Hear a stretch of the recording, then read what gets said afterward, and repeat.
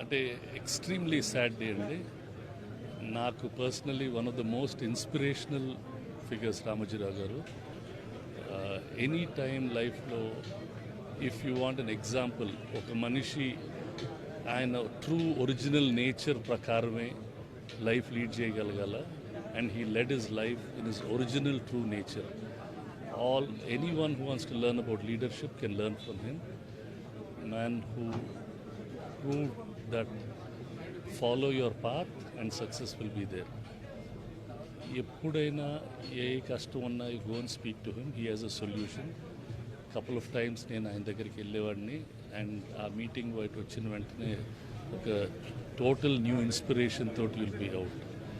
What is achieved from being a small man, putting up Margadarsi, Eenadu, news paper, television, ఏది చేసినా on his terms.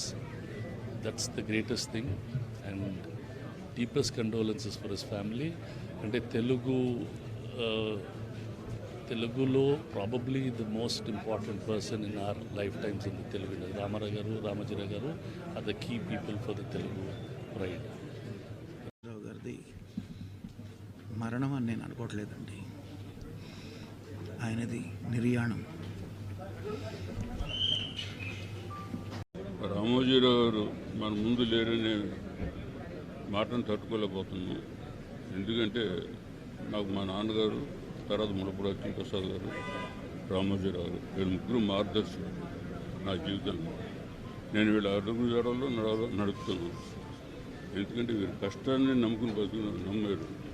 పుట్టినప్పటి నుంచి పెరిగేవారు, పోయేవారు, చూసేవారు కూడా కష్టాన్ని నమ్ముకుని ఉన్నవారు. వీరు లేరని అనుకునేదానికన్నా వీరు మన ముందే ఉంటూ ఆయన సంస్థలో ఈనాడు ఆయన మార్గదర్శనంలో నడుపుతూ మనం బతుకుతూ సరిపోతుంది. అలాంటి మహానుభావులను మనం లేరని అనుకోవద్దు, ఆయన మార్గదర్శనంలో ప్రయాణం చేద్దామని చెప్పి కోరుకుంటున్నాం. ఒక మనిషి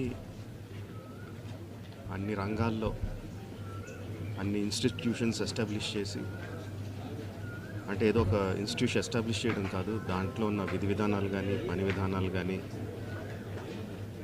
కొత్త ఇన్నోవేషన్స్ తీసుకొచ్చి ఏ రంగంలో అడుగుపెట్టినా దాన్ని శిఖరాలకు తీసుకెళ్ళింది ఒక్క వ్యక్తి అండి. ఆయన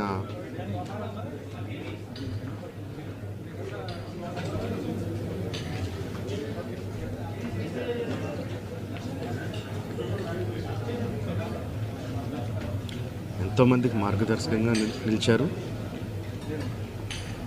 ఎంతోమందికి ఉపాధి కల్పించారు. అలాంటి వ్యక్తికి the way we can pay tribute to him is by conferring Bharat Ratna. ఆయనకి డెఫినెట్గా ఇవ్వాలి. ఆయనకి ఇవ్వడం సముచితం అని రెండు రాష్ట్ర ప్రభుత్వానికి, కేంద్ర ప్రభుత్వానికి కూడా మనవి చేసుకుంటున్నానండి.